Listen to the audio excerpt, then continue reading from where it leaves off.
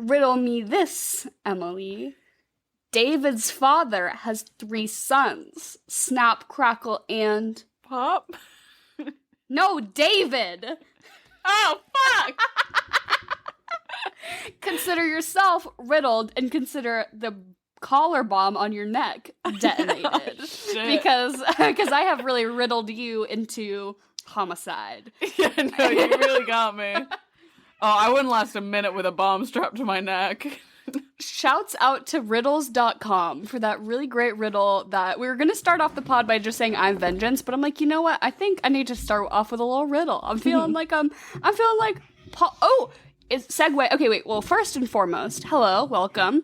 This is The Swamp. The Swamp is an acronym. Stands for some whack-ass movie podcasting. And if you could hear my cats having a little bit of a spat, I was about to say a scat, but they're not scabba-dooba. I wish they were scatting, but they're having a little bit of a fight. Oh, they've started a band.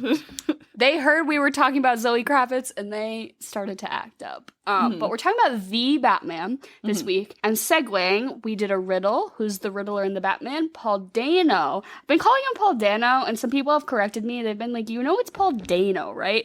Like, I didn't really think it was that big of a deal, That's but how going forward... That's how he says it. Yeah. So I'm sorry, Paul Dano. I know you're a fan, and we've actually dedicated this whole month to you for me to repent for my sins of mispronouncing your name.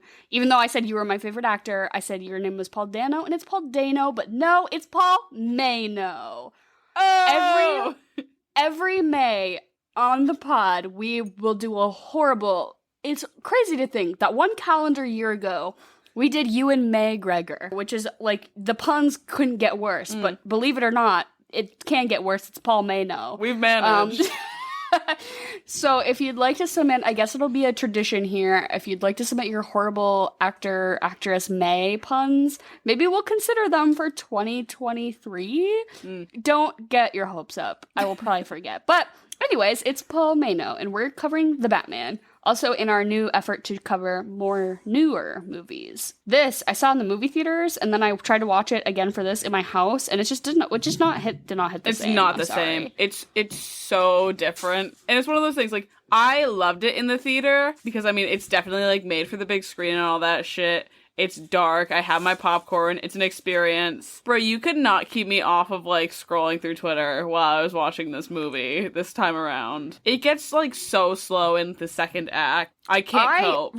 Even the first time around, I remember, like, picking a time. I always, I'm 85, so whenever I'm going to see a movie and I'm picking what time I want to buy my tickets for, I, like, Google how long the movie's going to be so I can, like, adjust. And I was like, a 3-hour film, it's, like, that's fine sometimes, but I'm like, a 3-hour superhero movie? Okay, like, I guess I'm just gonna have to do it. But a 3-hour film in the movie theaters is one thing, but a 3-hour dark, colorless film in my living room just wasn't quite it. I did fall asleep through most of the second act. Yeah, I had to break it up. I watched the first half last night, and then I finished the second half today. So you do be making movies like into episodic viewing experiences. I love that. I never do that, but I probably should more often. If I viewed this in like 3 parts, it probably would have been a lot better than if I tried to. Yeah, it was just I think I ended like right after the church scene with the bomb collar or something like that, and I said, okay, I'm packing it in for the night. I feel like that's right about when I fell asleep, and then I like woke up a little bit during the car chase scene, and then I was like, I don't need to see this, and then I fell back asleep until they caught him in the diner, and then I was like, okay, I'll stay up for the end, Yeah, which is like a full hour later. Yeah, a full hour and 40, like that I just took a nice little power nap through. Do not get me wrong. Don't get me wrong. I do enjoy this movie, but I think if you didn't see it in the movie theater, it is definitely not gonna hit the same way if you're watching it for the first time on your TV at home. Also, as always, we're like 6 minutes in already, but this podcast is not spoiler free. It is spoiler full. If you have not seen The Batman and you don't want us to talk about spoilers, don't listen to this. Go see it in a movie theater. Or if you have a home theater, it's available on HBO. Not sponsored.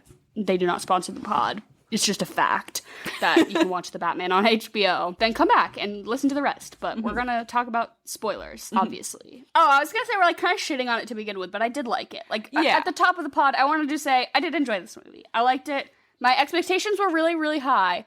And then I saw it and I was like, yeah, that was what I thought it was going to be. It was good. Like, it could have been a flop very easily. It could have been a flop, and it was not. So I got to give her credit for that. For sure, for sure. It is probably one of my favorite superhero movies that I've seen. I always am partial to Batman in general. I did love the Christian Bale Batmans and everything like that. I'm also, like, I don't think either of us are particularly, like, superhero fans in any sense of, like, having deep knowledge beyond just surface level of, like, the, most recent iterations of them. Like, I haven't read the comics. The only other Batman movies I've seen are the Christian Bale, Christopher Nolan ones, which I know is probably bad. Like, I probably should go watch, like, the, Tim Burton, Michael Keaton ones. Like, that one is good. I know there are other good Batman movies out there, but I've only seen the Christopher Nolan ones, and I love them. I love those movies, and and like, how can I not compare this to them? And I just simply can't not do it, Yeah. Because it's like, that's Batman to me. That's, and I can't really say I haven't seen any other ones. I don't really know, but like, to me, that is it. So it's tough to not make the comparison, but I do just want to say, if you're here for like in-depth Batman, like lore and analysis, this simply is not the place. I have never read a comic or, like, deep dive Adam West TV show type shit. It just couldn't be me. You should definitely watch the Tim Burton, Michael Keaton one. I think you'd absolutely love it. Also, it's Danny DeVito. I know, Michelle Pfeiffer, too. Oh my God. Danny DeVito. Yeah, Danny DeVito's like a little goblin in it. It's outstanding. Also, what is it? I can't say, like, definitively, like, I enjoy it, like, now, but I remember when I was very young seeing the George Clooney Mm. ones with Uma Thurman, and I think Arnold Schwarzenegger was in it. And that I think it's Mr. Freeze, right? Awful movies, but I loved it. But from what I know, the only thing that I know Batman-wise is that this is probably the most comically accurate movie that's been made so far. Which I think a lot of people really loved. I know my roommate Matt, who was just on the podcast last week, is a huge fan of this movie, and he's been telling me all about, like, yeah, this is top tier, like, most accurate Batman that's been produced yet, which I think is really great. Which I love. I love to think that, like, in other movies, they've kind of, like, cleaned Batman up or glamorized him a little bit, whereas it's like, if this is really accurate, then, like, really Batman is just some guy, and he's just a little tired, and he's just a little dirty little stinky boy who's just trying his best, and he's getting a little emotional about it. Like, what I really liked was that he was very much more of a detective in this than, like, the Christian Bale ones where he's just beating people up the entire time, and he's like, the whole thing's like a lot, and I like that this is also not an origin story. Like, I don't have to see him. Oh my God. I don't have to see him like learning to fight with the monk for like an hour and 40 minutes. I mean, I have the exact same, like, positive critique of the Tom Holland Spider-Man movies, that they just forewent the whole Uncle Ben dying thing, because they're like, everyone's over it, and it's been done well, right? So we don't need it again. And even, like, I'm so glad they didn't even do it in flashbacks in this movie. Like, we got, like, it was, like, mentioned to and alluded to a few times, and that was it. I do not need, like, a slow motion of her fucking pearls, like, whipping in the air as she gets shot, because that's, like, in every Batman. Like, I just don't need it. Like, we get it. We know it. We know who this man is. He's here. So I totally agree with you on that front. And I liked that it was more like detective. Like, it really reminded me of like Seven, in that way, that it was like more like they were trying to solve a crime rather than that they were trying to fight a bad guy. Yeah. Because Batman, like, as a figure, he is just some guy, right? And he doesn't use guns. That's like his whole thing, right? So he doesn't use guns. Yeah. No guns. And he, like, doesn't kill people, really. Yeah. He just fights crime about it. So he's just some dude in a suit who doesn't kill people. Like, that is inherently anti-superhero. He's, like, doing the opposite of that. So it just makes sense. He's not really with the cops. He's more just, like, with Commissioner Gordon, but he is, like, working with the police, which is, like, not, I mean, he also recognized that the police is a corrupt entity, and he's also trying to fight that, but I'm like, I don't know, man, you are kind of the cops a little bit. A little bit, but I mean, yeah, it makes it better, especially in this movie. I think it shows that, like, the cops are not about having him around, it's just Gordon and all that, which, one of the funny things that that I picked up on the second time around was like a lot of just Jeffrey Wright being Gordon was basically him just asking Batman what he just said to him. He's like, oh, maybe the drops trade never, he's like alludes to the drops, like, never drops trade or whatever market never being, like, dismantled or whatever. And he's like, you're telling me that they're still selling drops? And all that shit. Any time that they're piecing something together, that's all Gordon does. He's like, so what you're saying to me is that the Penguin's involved in this? The last line of dialogue you said is, I'm forming it as a question? That's correct? Which, like, oh my god, that's too funny. This movie is a little corny. I'm not gonna lie. And by a little corny, I mean, it's pretty corny. It's, like, mildly corny. But, like, I think it's done tastefully enough that I can overlook it. And I would rather, like, laugh at those kind of, like, if it's flawed in that way, you know, if it's a little corny or a little, like, in those ways, I'd rather laugh at that than the way that I, like, awkwardly laugh or, like, laugh out of anger, and the way that a lot of superhero movies have those moments of, like, you're telling me. Or, like, you know, like, they'll punch a guy and they'll be like, just another Tuesday. Yeah. like snippy one-liners. Yeah. Just too much. And, like, me laughing at that being the way, like, who the fuck got paid to write this? Mm-hmm. Like, who the fuck got paid to write, you know, Spider-Man being like, whoa, that was nuts. Like, I don't want to hear it. Like, I don't want to hear it. I'd rather laugh out of frustration of this movie being, like, a little awkward in that way than have, like, Batman didn't have a single one-liner other than I'm vengeance, which is, like, that was fine. Yeah. It was the first thing in the film, and then we were done. No more catchphrases. Nothing. No more quippy one-liners, and we were done with it. Nary a joke in sight, and perfect. I don't want it. This isn't a comedy. I don't need him to kick someone and be like, that was easy. Yeah. You know? Yeah. Like, I don't want it. You're not trying to make me giggle at the Batman.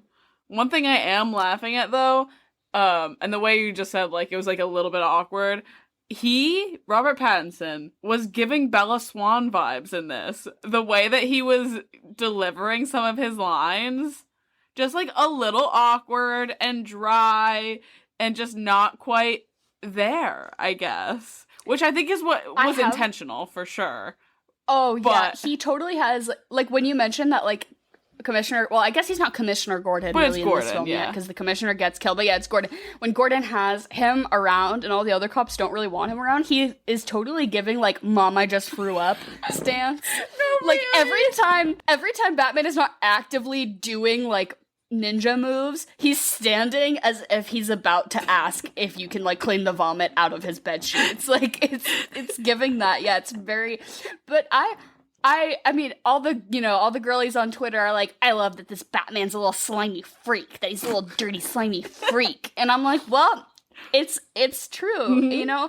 I think that if they're gonna continue to rehash the same not the same stories, but, you know, these same characters over and over. Those Christian Bale Batman movies were not even made a decade ago, right? Or maybe just about. Yeah, something like that. And so it's like, if we're going to do the same thing, you have to switch it up. Like, you have to, and the same thing with all these Marvel, like, you know, if you're going to just keep doing remakes of stories of stuff we know, you have to switch it up. So I'm like, I'm glad that they at least tried. They're like, he's not really clean cut, and maybe he's a little awkward, and maybe he doesn't love being Bruce Wayne, you know? He doesn't really do the whole, like, by day I'm philanthropist businessman, and by night I'm Batman. Like, he's mostly just Batman in this movie. And when he's Bruce Wayne, he's just doing other shit to get back to being Batman, you know?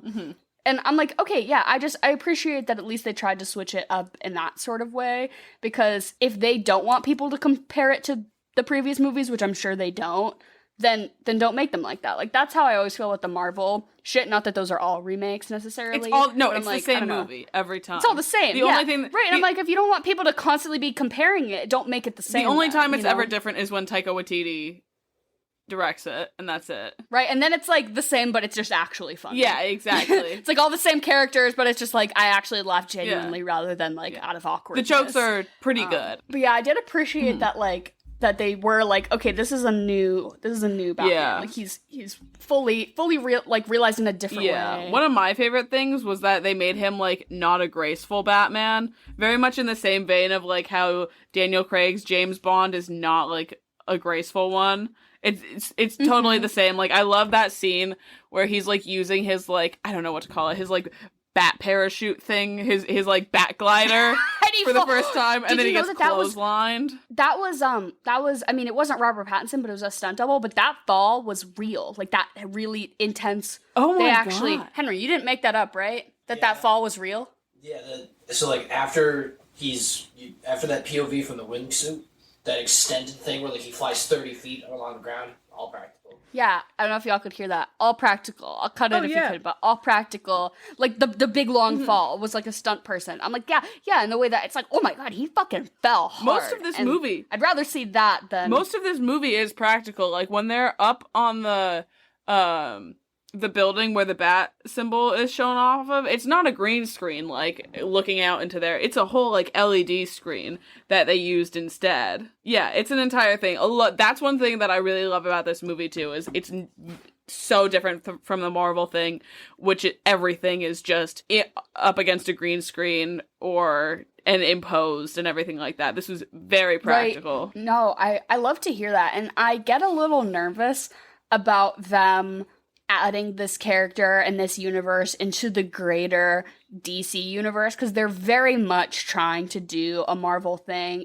As much as they're trying to make it their own thing, it's totally all the characters from all the movies are going to overlap and intertwine until we have one. Like, it was just recently with the Zack Snyder Justice League. They're going to try to do it again. I know Robert Pattinson's contract has like 2 more Batman movies that are like in other universes. They're doing an HBO show about the Penguin. Like, they're totally trying to Marvelize all of this. And I just wish they wouldn't. Yeah. Because I'm like, I don't need Robert Pattinson's Batman interacting with Jason Momoa as Aquaman. It won't work. With The Flash. And it's just, and they're so different because those movies are so Marvel in the way that it's entirely CG, green screen, it's quippy one-liners, and I don't want to hear it. Whereas this movie felt like stylistically so different. It's so its own realm. So I'm like, how are you going to cross them over? Like, I'm not looking forward to that. Unless they get great reviews, I probably won't go see them because I just don't. I really hope that they don't intertwine those. I think it would be a fucking shame if they did, and it would ruin everything that they've just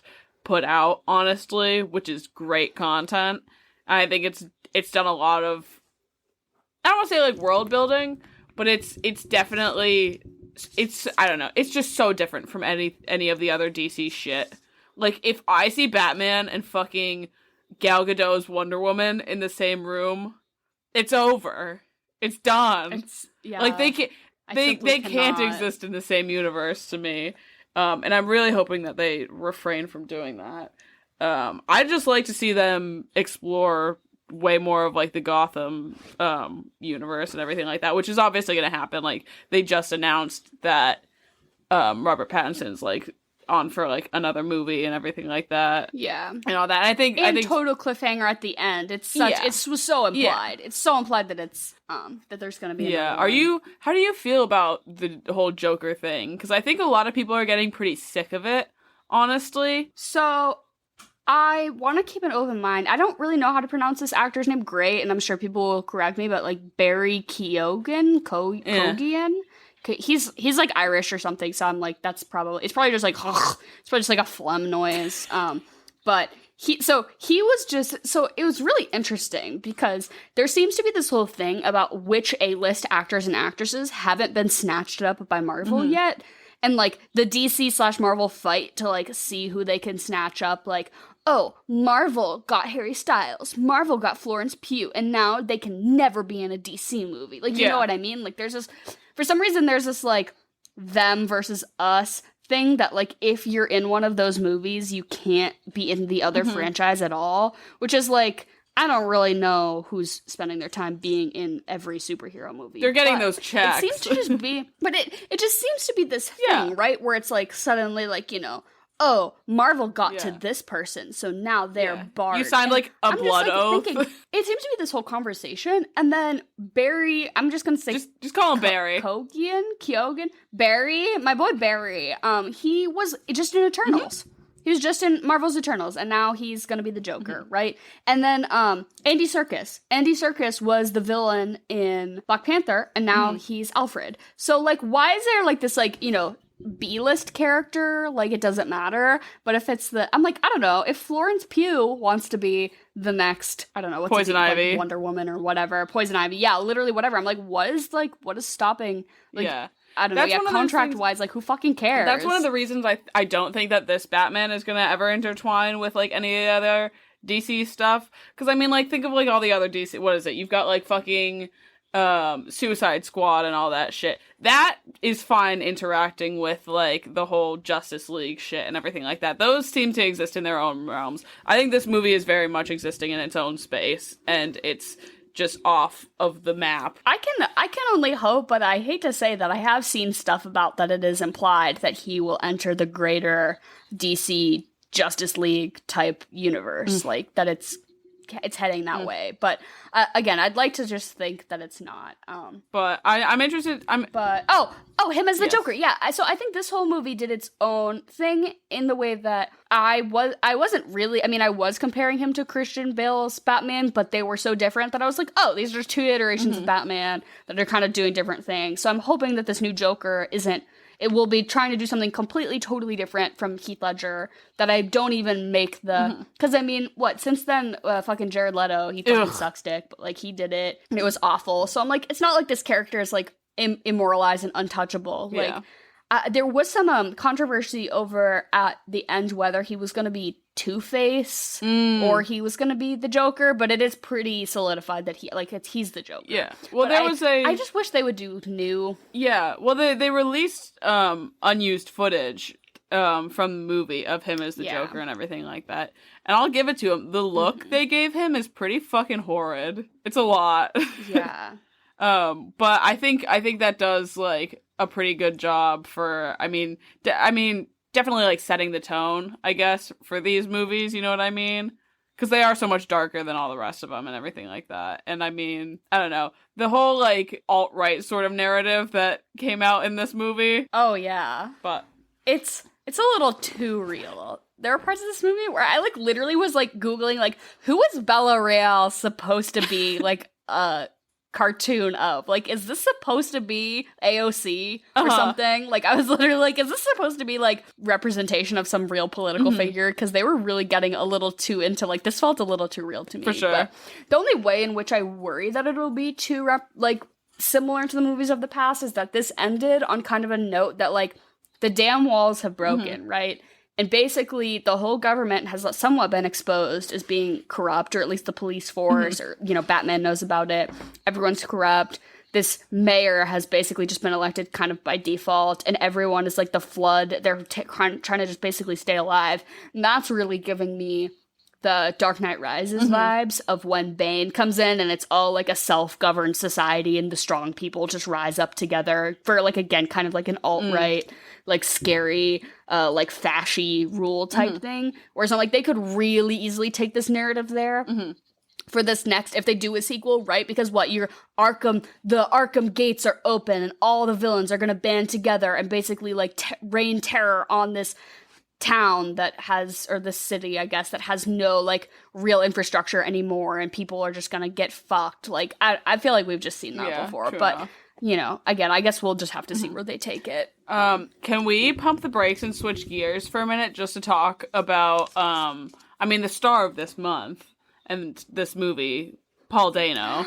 Paul Dano. I gotta say, I do really love the look they gave him. I remember seeing the trailer when this originally came out and being like, shit, this is absolutely... I mean, it just felt like a totally different direction from, like, the last time we've seen the Riddler, which was Jim Carrey.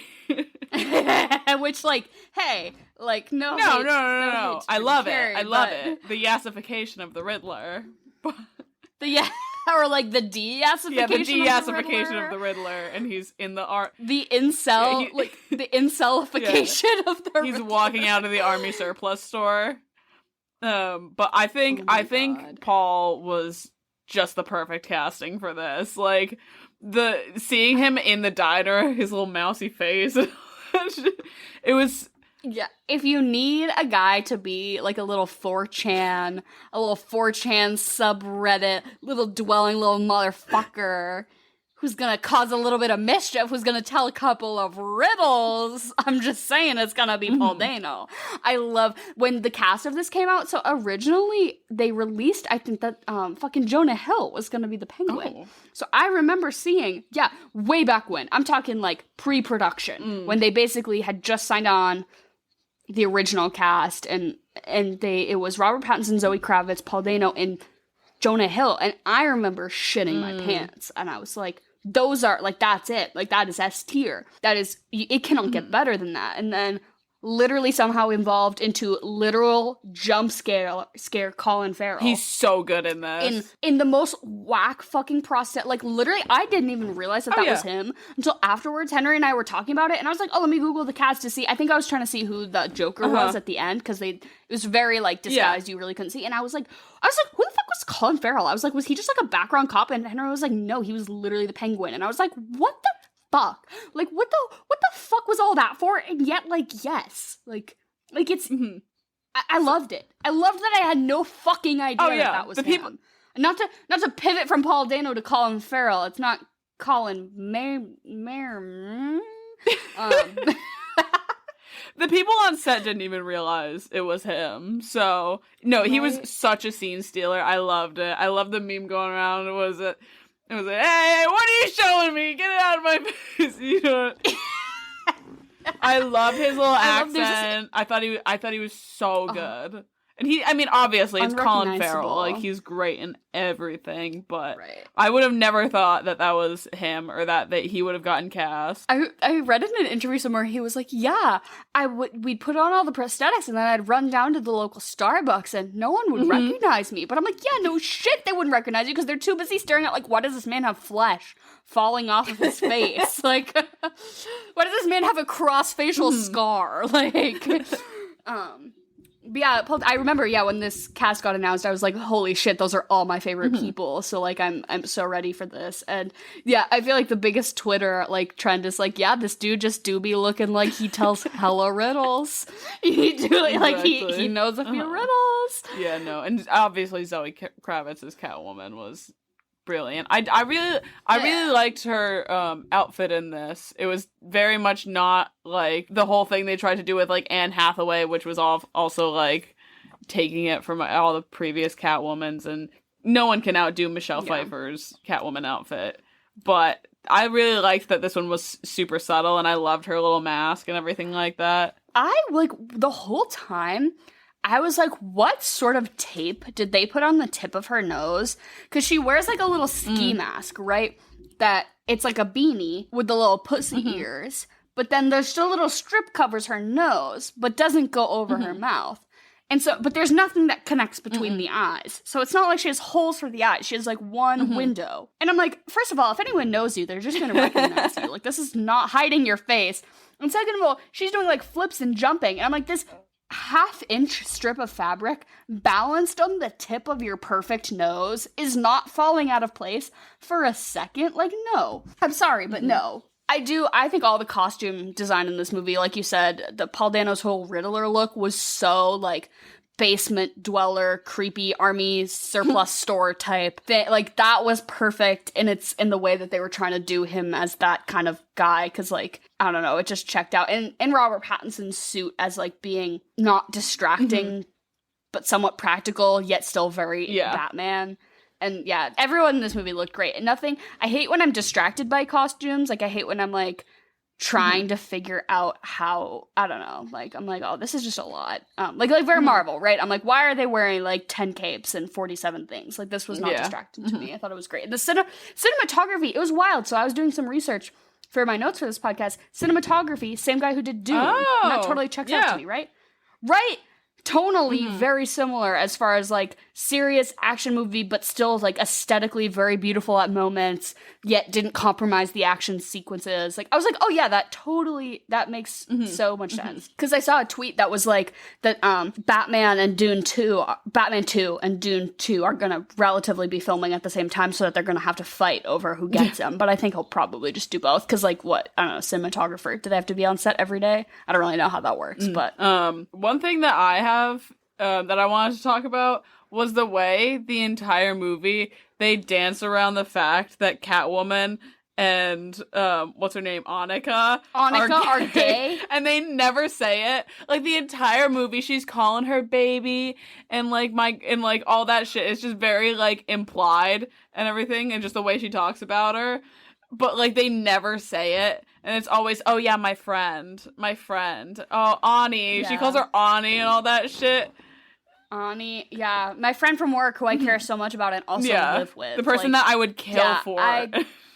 Yeah, it definitely feels a little queerbaity, and I honestly highly doubt that they'll address it ever, because we're trying to really craft that like semi-romantic narrative between Catwoman and Batman, especially towards the end there when she leaves. So, but yeah, that was another thing. Like I caught it the first time, but then the second time, I'm like, yeah, she like is literally like, this is a little too heavy-handed to not be a little bit gay. Like you could have at least like shown me them like kissing. You know what I mean? If you're trying to like drive the narrative that like Catwoman's like queer and everything like that, which is probably what they were going for, but it's like, just say it. You can say it. It's not a dirty word. Yeah. You can tell us. And also, I honestly would have preferred if there was no, I mean, Robert Pattinson and Zoe Kravitz are both 10s. Yeah.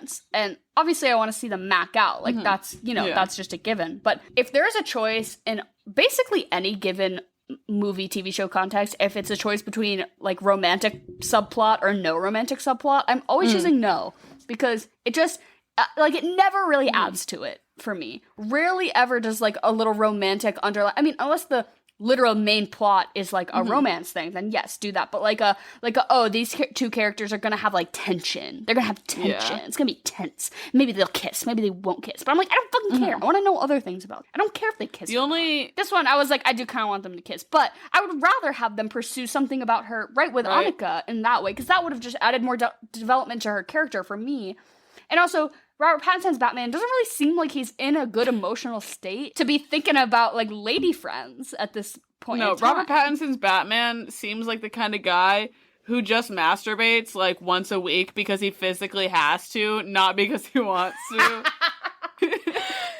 Right, it's timed and it's on a schedule. He's like, it's Wednesday afternoon, gotta pump and dump, like. See, I would beg to say that the kinkiest person in this movie is the Riddler. That man has a bondage kink, and you cannot tell me otherwise. Did you see the smirk he had on his face when they were putting him in handcuffs? He was loving it. He was tying up all his victims. He's got them all taped up in these whole contraptions. He's a sick little fuck. Not that anyone with like a bondage kink is like a sick little fuck, but... No, but like maybe if the Riddler had just felt a little bit more comfortable to express his desires in other ways, maybe we would have all been saved a lot of grief, you know? Maybe if he just found someone who was like, talk dirty to me, but make it rhyme, make it mysterious. Bro, just get the Riddler a dominatrix like once, and this would have never happened. Right. Everything would have been fine. I do love, I mean, you're talking about like a once a week scheduled masturbation. I do think that like the Christian Bale Batman does the Patrick Bateman skincare routine after he takes off the Batman costume. Like, he comes home from a long night of fighting crime. He takes that shit off. He exfoliates. He gets in the pores. He washes his hair. He's like, oh, I did a lot of arms tonight. You know, we fought a lot with the arms. Let me just balance it out. Let me do a quick leg press. In the cryogenic freezer afterwards. Right, hair, slick back. And then when he presents himself to the public also, he's like, I am put together. I wash my face with 3 different oils and lotions. Robert Pattinson's Batman has never used a makeup wipe to remove the shit from his face. He's like, I put a dollar store eyeliner on to just, fill out the holes, and just, it goes away eventually. And then I refill it in when need be. He uses 3-in-1, like, shampoo, conditioner, and body wash. nothing on his face. And on his face. And the 3-in-1 on his face a little bit as well. Yeah. And he's, it never really truly gets washed out. Fucked. His pores are begging to be exfoliated. Oh my gosh. Oh my god. That's this whole time. I was like, I love that even when he goes out in public as Bruce Wayne, I'm like, you did not wash your hair for this funeral. For the mayor's funeral, you're on a 4-day no wash hair grease bang look. Alfred taught him better too. That's the whole thing. That was one of my favorite scenes. Was Alfred comes out of a coma after being bombed, and the first thing out of Bruce Wayne's little mouth is, "You fucking lied to me. You're a liar." Could you imagine? Andy Serkis is waking up peacefully from a coma. He has a little smile on his face seeing Bruce for the first time. And then he hits him with the, "You lied to me. My father was a piece of shit." Like, give him a minute to breathe. Ray is gonna go back into that coma. I'd be like, oh, I'm sorry, I'm going back. I'm actually still really tired. I have to go. Wow, the odds are really against all of us tonight. Jen and I both had severe technical difficulties logging onto this chat. I really thought we were going to just have to end the podcast permanently altogether. Just call it. I'm sure so many people would be so upset. But in other news, we're all here, and I hope you can all hear us, and we're here with my mom, Jen, to do our little mid-pod segment, chocolate or vanilla.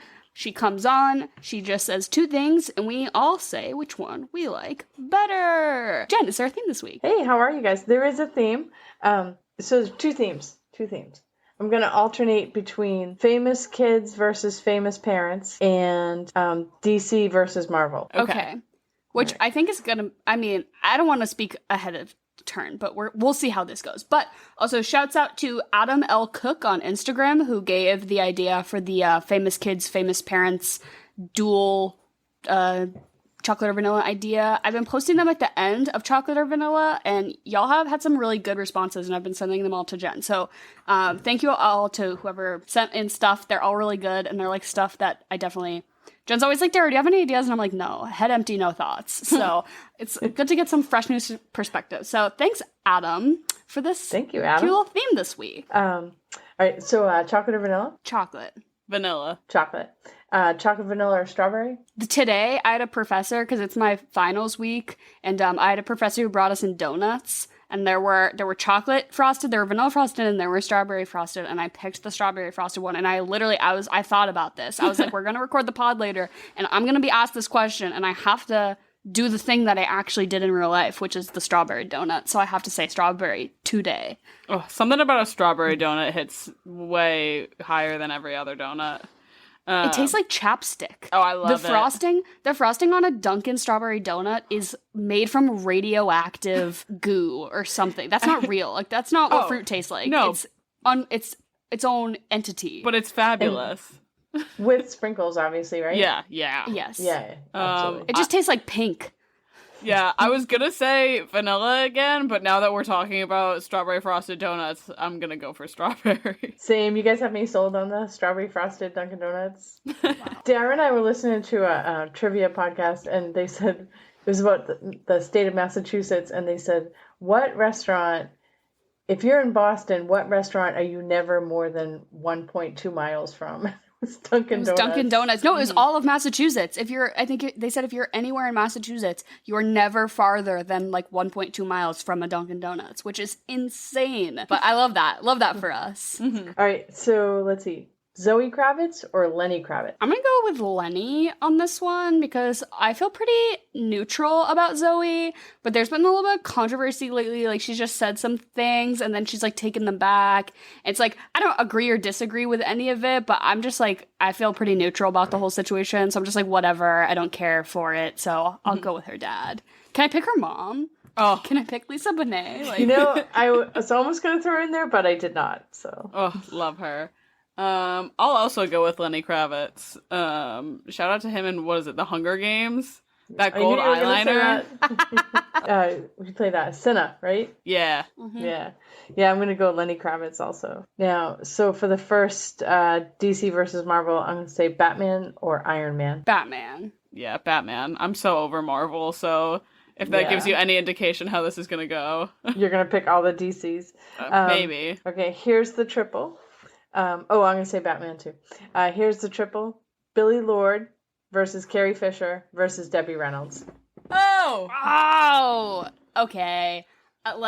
Love them all, but it's Carrie Fisher. It's Carrie Fisher for me. Yeah, of course it's Carrie Fisher. I had a phase over the summer where I read basically every single one of her memoirs.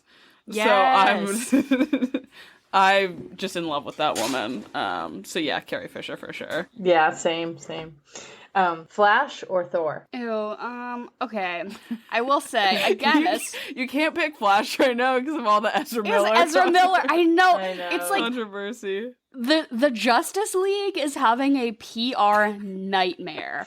Amber Heard, she was in Aquaman. Ezra Miller is just punching people for singing karaoke. Catwoman's just, I can't comment on any of it, but yeah, I'm gonna have to go with Thor for this one. I think they just announced that Taika Waititi is gonna direct the next Thor movie as well, and that he's definitely just gonna take some liberties with it, which we love to see. So yeah, I'll go with Thor. Yeah, I will have to go with Thor on this one. I did love Ragnarok. I like Grant Gustin's Flash, but if I get the Ezra Miller stuff, so I'll say Thor too.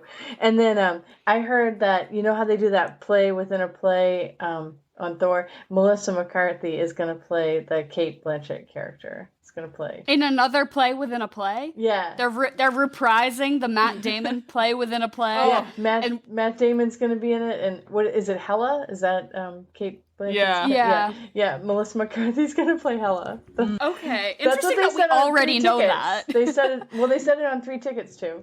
That's where I heard it. Shouts out 3 tickets to they were on our pod. We were on their pod a while back. Fun little movie podcast from Australia. So go check them out. They do a lot of Marvel stuff over there if you're into Marvel movie stuff. Okay. Sorry. Next one: Lily Collins or Phil Collins. Phil. Totally Phil. Yeah. There's no argument to be made here. Next one is Aquaman or Hulk. I thought that the new Aquaman movie was bad, like with a capital B. And I was even in one of those movie theaters with the big comfy seats, and I remember being like, this isn't worth it. So, I mean, love Jason Momoa, but it just wasn't it. So I guess I'll go with Hulk, but I like that for really no reason other than just that I thought that those Aquaman movies were. I never saw the Aquaman movie, but I will go with Aquaman just for Jason Momoa, so that I can pick him and Lenny Kravitz, because they're just Lisa Bonet. Yeah. Full circle. Ex-husbands now. Yeah, full Hollywood nepotism circle that we are closing here. I'll take Hulk. I'll take Mark Ruffalo's Hulk. Next one is John David Washington versus Denzel Washington. Oh, I do love me some John David lately. I haven't seen Tenet because we're talking about Batman and Rob Pattinson and Christopher Nolan and all of that. I haven't seen Tenet, and honestly, I didn't hear anything about it, so I'm not really inclined to. But you can't not pick Denzel. Like, he's Denzel, so I'll pick Denzel. Yeah, it's Denzel for sure. Yeah, I'll go Denzel too. I did see Tenet, and I don't know, I didn't get it. It was just way too time loopy for me. Yeah, and that's what I heard. I like a time loop too, but no, I didn't like it. Too many loops on this one. Yeah. Next one is Kara Danvers versus Carol Danvers. So that'd be Supergirl versus Captain Marvel. Captain Marvel versus Supergirl. Yeah. I don't watch any of those CW shows, although you have them on consistently in the house. I refuse to engage, so I guess I'll pick Captain Marvel for that. I haven't seen either of these, but I just know that Brie Larson's kind of in her flop era. Wait, but okay, the girl who plays Supergirl was Marley Rose on Glee, so as a Gleek, there's a connection there. Well, I think one thing I do know is that there's a huge lesbian following for the show Supergirl. Yeah, because of her sister, they're very, like, the representation's really good. Yeah. Her sister, really good on the CW Supergirl I heard it show. was like I can whatever. only imagine. You have no opinion because you haven't seen it. I don't the know. representation is really good. Alex Danvers kicks ass. I just heard it was super queer baity too. So I don't know. I'll choose Supergirl just for the gays, I guess.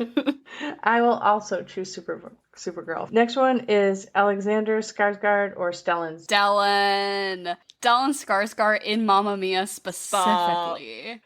That's her dad. I'm sorry. That's her dad. That's her dad. It was Bill all along. Those golden locks. Come on.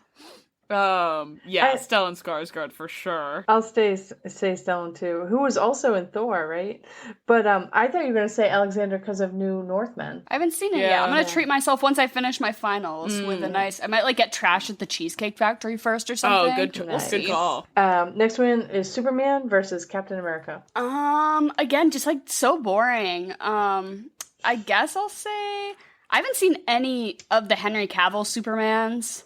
I haven't engaged with any of that. I know we're like covering a superhero movie, and I would just like fully have disengaged myself from all like superhero movies for a really long time. But I guess I'll just say Superman because if it's Henry Cavill versus Chris Evans, I'm picking Henry Cavill. So Chris Evans does literally nothing for me. If anything, he makes it worse. So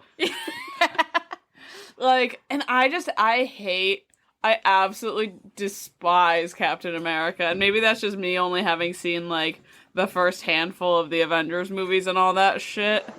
But, like, that's a Boy Scout, and I can't get behind it. That's the cops. That's literally a the cop. cops. But, yeah, no. But Henry Cavill's sexy, so I guess I'll give it to him. And he can shoot lasers out of his eyes. Like, all right, that's cool. Supergirl also can do lasers out of her eyes. Even better. And she can do super cold breath. Like very windy, very cold breath. So I will go with Superman also. Kiefer Sutherland versus Donald Sutherland. Donald Sutherland. I recently watched a movie for the first time. It was like Matthew McConaughey's a lawyer for Samuel L. Jackson. Yeah, Time to Kill. In the Deep South. And Kiefer Sutherland was in that one, and he played like a KKK guy, and he just like did it a little too good. Oof. I'm like, oh yeah, you're really good at. I mean, nothing against Kiefer Sutherland. I'm sure he's fine, but it's really fits that role. But I'll go with Donald. I'll go with his dad. Yeah, I like some Donald Sutherland. So yeah, me too. I'll go Donald. Wonder Woman versus Black Widow. Oh my god! Can I say neither? I was like, you these guys are like so underwhelmed with my genre. It's just like it's just we're not superhero people. I'm picking well, I'm also like as far as the people who play them, I'm choosing between like what? Like Gal a Zionist Gadot. And a woman. And like Gal Gadot, a Zionist, and Scarlett Johansson, who said I could play Harriet Tubman, I could play a tree. She said something like that, right? That was fucked up. So they both kind of suck. Florence Pugh was in the newest Black Widow movie, which I didn't see, and I don't care to, but I love Florence Pugh. So by association, I guess I'll choose Black Widow. I'll go for Black Widow because she does that thing where she strangles people with her pussy, and I think that's pretty cool. All right, I'm going to take Wonder Woman, but also I can go OG Wonder Woman like Linda Carter back in the 70s. Yeah. And she plays the president in Supergirl, by the way. And she's really an alien. Everything I'm learning about Supergirl is against my will. Against my will. Jen, if you would like to start a podcast about the CW Supergirl, you own a mic now. I'm just saying there's nothing stopping you. I'm so sorry. All right, last one. It's okay. I like to see you talk about your passions. Last one is Liv Tyler versus Steven Tyler. I'll go with Liv because only one of those two people was in the fucking Lord of the Rings movie, and it certainly wasn't her dad. I knew you were gonna say that. I'll go Steven Tyler. Yeah, I'm gonna go Liv Tyler, and that was it. Wow, wonderful. Thanks, Jen. Thanks, Jen, for hosting, and thanks, Adam, for 50% of the theme this week. Adam L. Cook on Instagram. Shouts out, you responded to our little story, and we said we're gonna do that one this week. So, much appreciated. Nepotism in Hollywood. It's prevalent. It's unavoidable. And as always, Jen, thank you so much for hosting and making me think a lot about movies that I don't really like that much. All right, well, you're welcome, and you guys have an awesome week. I love you. I love you too, and goodbye. I also I pieced together, again, when doing my little IMDb skim, that Matt Reeves directed this, and he also directed the Planet of the Apes movies. And Andy Serkis is the head monkey. He's Caesar in Planet of the Apes, which makes sense. Now he's Alfred in this. And I just love that. I love this iteration that he doesn't always have to be this, like, old man who just kind of stands in a corner. And not to say that Alfred in the other movies is, like, he's not useless. Like, he provides a very specific purpose, but he never really, I don't know, he's more like that, like, not father figure, but, uncle. You know, kind of uncle like figure. authority over, uncle. Like, yeah, right, uncle figure for Bruce Wayne of, like, I knew your parents and now they're dead, but I'm gonna be that for you. Whereas this guy just seemed like, kind of like a homie, you know? He's like, let's just solve this riddle together. Like bro to bro. Like, bro to bro, let's just, like, do the New York Times crossword puzzle and eat some blueberries. Like, it didn't really seem parental to me. I didn't really get that vibe as much with this. Which, again, I just like that they're trying to do something a little different, because it's like, I don't want to see shit that I've seen before. And I love Andy Serkis. Every time he's on my screen, I'm like, oh, Gollum. Get a little Gollum, and I want to get it on all fours and be a little creature. Yeah, speaking of them doing stuff different, I really like that. I feel like obviously, like, the Batmobile and all that shit, and he's got a sick suit and everything like that, but it was so good. It was so good. The Batmobile was so good. I did not give a shit about this car scene. Like, honestly, if you're telling me, you're like, Dara, you have to edit this 3-hour film down to a tight 90, which I think would be hard, but at least under 2 hours, I think you could do it. I would cut the entire car chase scene between him and Penguin. I don't give a shit. It lasted so long, and it didn't amount to anything, because Penguin didn't even end up being the guy that he thought he was getting to the bottom of it, and he, like, really wasn't. And so after all that, I'm like, Jesus Christ, the only thing you learned is that the care. Penguin's decent at Spanish. Yeah. And we got that one really beautiful reverse shot of, like, Robert Pattinson walking towards the car while everything is like, that's fine for promo package material, but I just, like, I don't really care. But the reveal of the Batmobile, oh my god, it was like, I was like, I've never cared about a car in a movie more than this moment. I was like, oh yes, get into it. She is her own character. Like, the Batmobile is her own entity. Fuck, in marry, this film. kill, Batman, so Catwoman, the Batmobile. Batmobile. No, but, like, my favorite thing Batmobile. about, like, I love seeing all, like, the little gadgets and everything like that Batman keeps on him, which is very much a lot heavier in the Christian Bale ones, for sure. But I think my favorite thing about this was that he kept that EpiPen on him and just shot himself up with adrenaline when he needed to. Like, that shit is so smart. Like, I don't give a shit about, like, other superhero movies and everything. I don't care about Thor's hammer or the fucking Aquaman trident. Show me Batman fucking stabbing himself with an EpiPen so he can rip a guy to pieces. Right, or, like, him strategically designing his own suit to be like, and then on the right leg, I will put a little hole where, if need be, EpiPen in the back pocket to just surge energy at the last moment. We're just gonna surge with it. Because, I think that's another thing about Batman that doesn't really get addressed a lot, is, like, he built himself up. I mean, he had trillions of dollars to fuck with, but, like, nobody was telling him where to get adrenaline on the black market to put in his belt loop to shoot it to his right thigh on the perfect moment. Like, do we want to get into our regularly scheduled programming? Yeah, I mean, you just said fuck, marry, kill, Batman, Catwoman, and the Batmobile, but this is tough because it's tough to include, because it's like, if you include someone like the fucking Riddle, or, like, can we put Andy Serkis in? I'm sorry, I can't handle that. Yeah, so do you want to do Batman, Catwoman, Alfred? Does that seem like our... Or we could do Gordon. Gordon seems like a bigger player. Yeah, okay. It's tough, because Gordon is a cop. Yeah. But also, I don't think I could deal with Batman shit. I think Bruce Wayne is too much of a sad boy for me.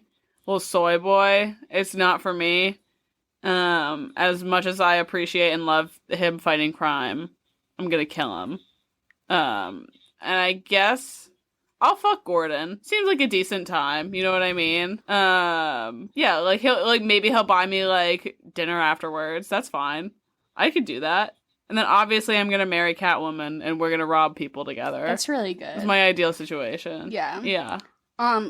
Similarly, but in a different path, I'm gonna fuck Catwoman, but I'm just gonna, like, oversleep a little bit, and she's already out doing crime shit, and then she just decides to skip town, so I overtake her lease. So I get that inner city. I get that inner city Nice. apartment. She leaves a note. She's like, gonna be gone. Rent's pretty cheap, and you get all these cats. Because she takes like what, 2 of them with her on her little bike. We see like 2 little cats and 2 little carriers or something like that, right? I think we see that. I didn't catch that. But maybe I'm just thinking of a TikTok I saw actually. So maybe ignore me. But of a cat on a motorcycle. But she says she has so many cats and she seems to love them and care for them, and she simply abandons them at the end. And so I'm gonna one night stand it with Catwoman. She's gonna leave me her apartment, and Annika's dead. Annika's dead. She skips town, so she's leaving me with like fucking 14 cats in like a pretty decent inner city apartment. So I'll take it because I'm just inherently getting that out of our hookup, I guess, in my narrative. And then I guess I'm gonna kill Alfred, or not Alfred. Gordon. But even if it was Alfred, I'd kill him too. I'm gonna kill Gordon because just I don't know. It's just not. It's not it for me. And I'm gonna marry Batman because it's just that shmoney for me. I could be such a good like stay-at-home detective wife. Oh my god, right? Like, I get to hang out in the mansion, and you leave me with, like, the New York Times crossword. You leave me with Paul Dano's little riddle, and you're like, babe, if you could have this done before I get home from work, that'd be great. And I'd be like, you know what? I'm so on it. It's like those, the people who solved the Zodiac killer. There's, like, a couple of, like, history teachers, and they, like, broke the code or whatever. That'd be, I'm not that smart, but me. That's in an interview, the director said that, obviously, the Riddler is very much based off of the Zodiac killer, like, as far as like using ciphers and riddles and all that, but that Batman is fucking based off of Kurt Cobain, so it's like Kurt Cobain squares off with the Zodiac killer, and I just oh my god that song something in the way. Do you know that TikTok sound that's like something in my ass? In my ass. Oh yeah, that's all. Dude, that's been playing in my head for the last like 3 days. Before while I've I been fell gearing asleep, up to watch this. Before I fell asleep, that was all just me and Henry were just singing that over it. I wasn't even watching. I was just singing something in my ass. It's okay, so for the whole movie then. Okay. Oh. I want to marry Alfred. I'm taking the like hard stance. I really want to marry Alfred. Because you could also still be the stay-at-home puzzle wife, but just not to a man who uses 3-in-1. And that checks out, yeah. Yeah. But also, like, Alfred in this is hot. Any circus is hot. He's hot in a Gollum way. He's hot in like a I do mocap kind of way. I love it. Yeah, like I couldn't marry any of the other Alfreds in any of the Batman movies, but I can marry this Alfred. And it's tough because, like, I still want to, like, fuck Catwoman, but also, like, okay, can I get, like, a 2-for-1 deal on the bouncer guys? You know what I'm talking about? The twins. No! Emily, you're a twin. Like, you're a twin. You can't fuck twins. That's like, you're gonna open a portal to another world. It just doesn't seem right. That just doesn't seem right. Alright, fair enough. I guess I'll just stick with Catwoman then. And then I'll kill... Who am I gonna kill? The mayor. Just to kick off this. You're gonna be the Riddler and you're gonna kick off this film by...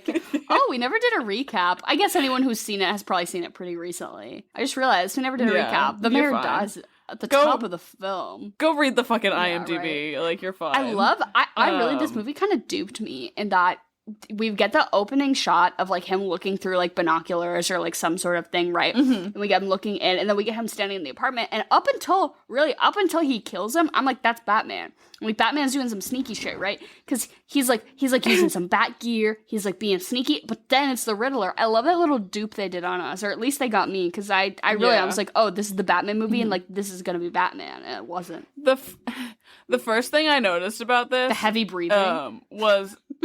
No, there was that's the thing, is I didn't think there was any heavy breathing. You see the Riddler standing behind the mayor in his mansion, and he's silent as a mouse. You couldn't hear. But here's the thing, is Paul Dano's Riddler would have asthma, and I fully believe that with my whole heart. He's a mouth breather for sure. Exactly. You hear how he sounds in that fucking mask? Like, come on. Yeah, he has sleep apnea. He sleeps with a CPAP. Like, that's just really that's the reality in which this man lives in. I totally see that. Yeah. The Joker and the the Joker in the next cell over is quickly going to cancel this friendship that he's just made with the Riddler because he's like, he can't catch any sleep because he's just snoring in the next cell over.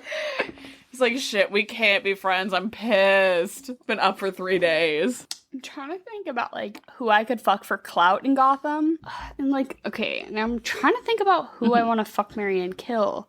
Because it's kind of hard, because, like, this movie has so many hot people, but yet they're hot, but they're a little messy. There's some grimy people. So, and it's like, who could I fuck for clout, Falcone. in Gotham of, like, high-end politician, but they all get killed, they all get their big tuna comeuppance in the end, so it's like, if I fuck the Penguin, it's probably not even gonna end up being worth my time. No, definitely not. I mean, we have all seen Colin Farrell's sex tape, and we do know that it's probably gonna be alright, but, not that I don't endorse celebrity sex tapes being leaked, that's not cool, but I do watch them when they come across my radar, and I will say, I'm not upset about it.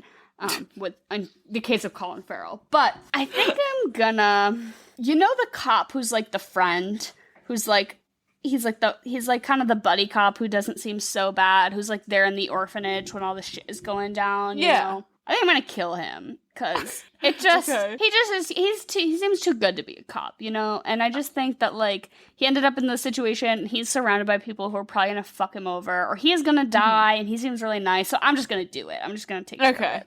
Yeah. So, that, like, one nice cop I am gonna kill.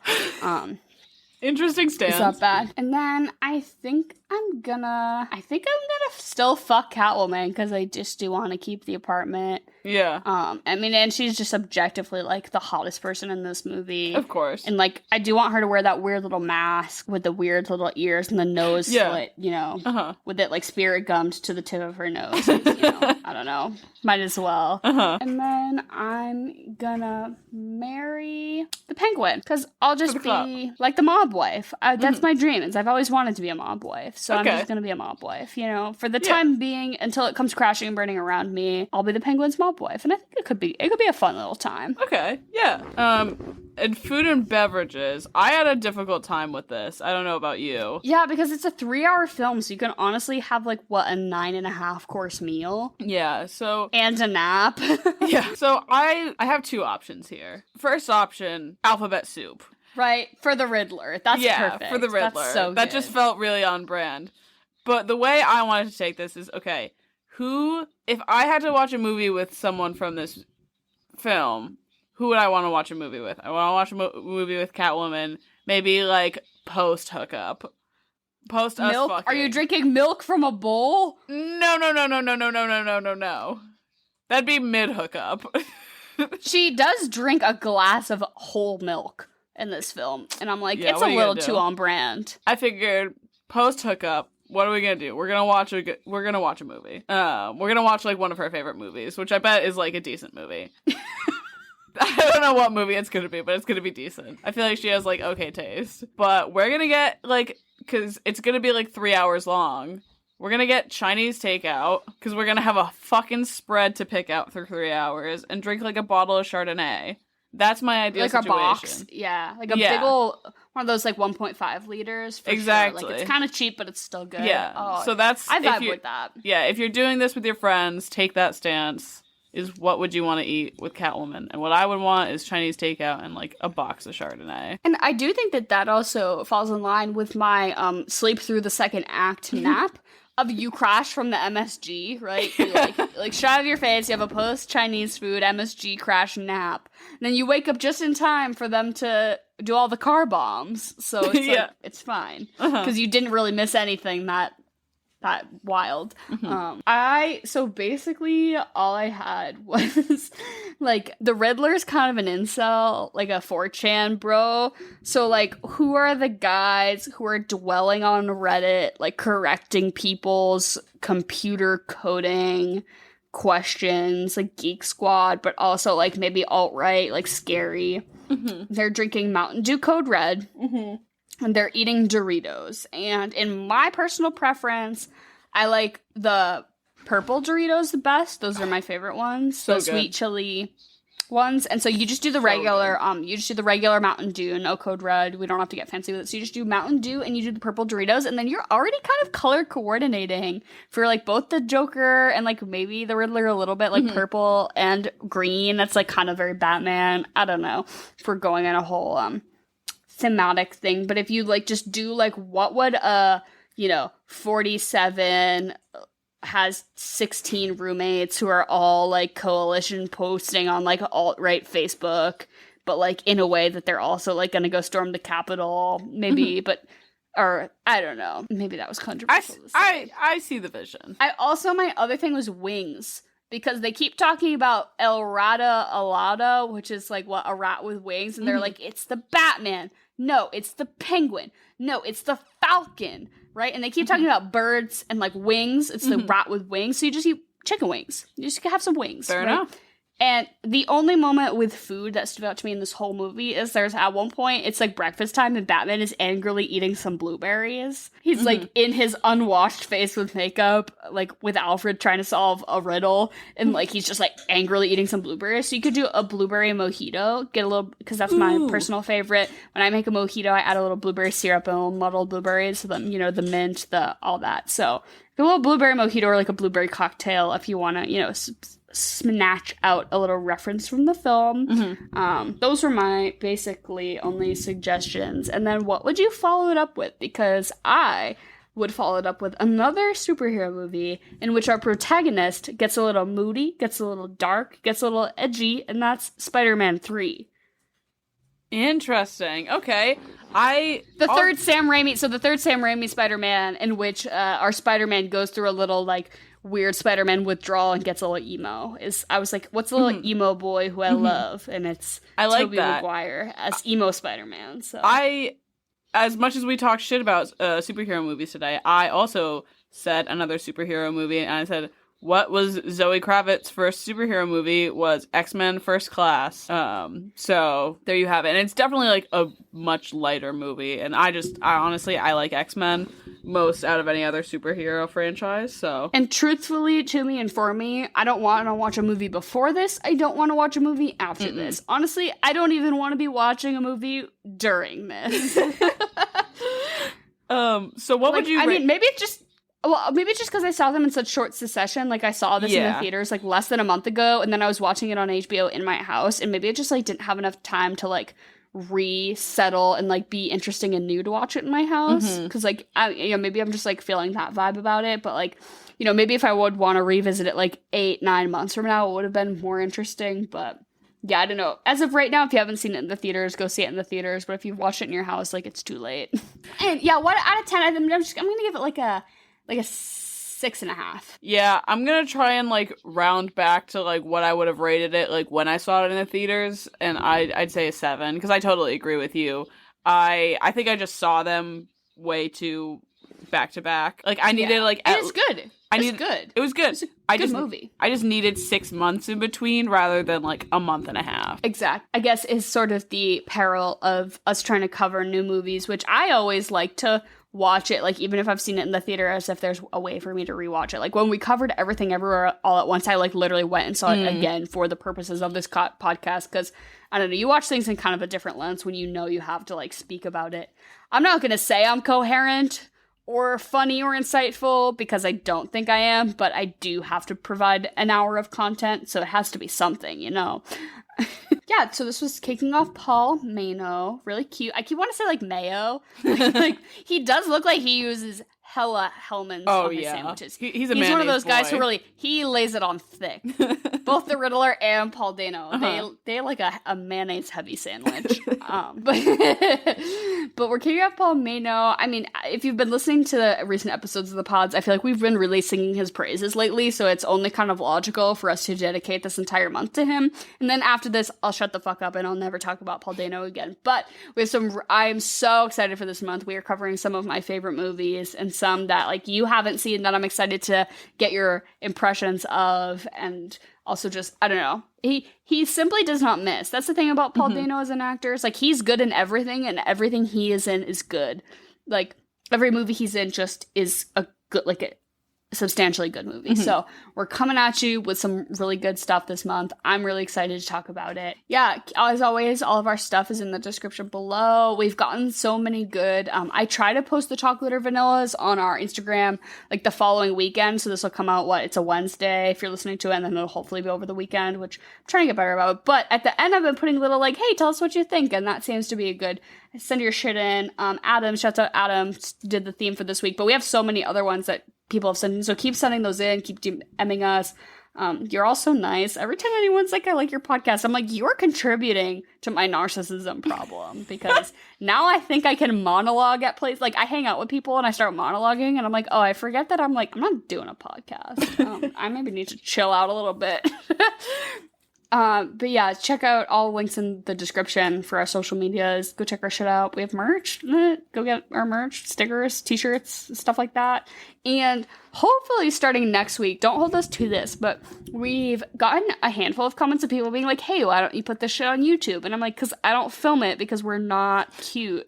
But maybe we are cute. Ooh, who's to say? So hopefully maybe starting next week, we'll be putting all of this up. I mean, it'll come out on Wednesday. I highly doubt the video will come out on Wednesday. It'll probably come out like the following weekend or something like that. But I'm going to try to start to put these on YouTube. So if you want to see how Emily and I literally just look exactly like each other, like you're always like, who's the frog? Who's the alligator? Like it literally doesn't matter. We look the same. Like Emily literally has a twin. And I might say that I look more like Emily than her twin does. Yeah, like, probably. Like we're both like, medium-sized white ladies with brown hair and glasses. Like, it's just, like, somewhat indistinguishable.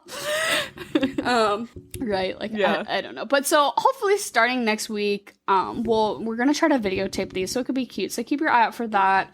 Obviously, in the future, I'll put the description and the link below. But if you want to watch us on YouTube, hey, who's to say? It's coming. I talk with my hands a lot, so you guys will get to see that, of me, like, angrily sipping my wine and talking with my hands. So, but as always, thank you so much for listening. We appreciate you, your viewership, I was about to say, like, patronage, but, like, we don't really ask you guys for money, and we don't run ads, so... not your patronage, but more just like your presence, your vibes, it's always good times. Thanks for tuning in. As I am feeling so on edge and manic from the finals week of my master's degree, I still had the heart in it to talk about the Batman, and it was the best part of my week. So thank you, we love you, goodbye, and good night.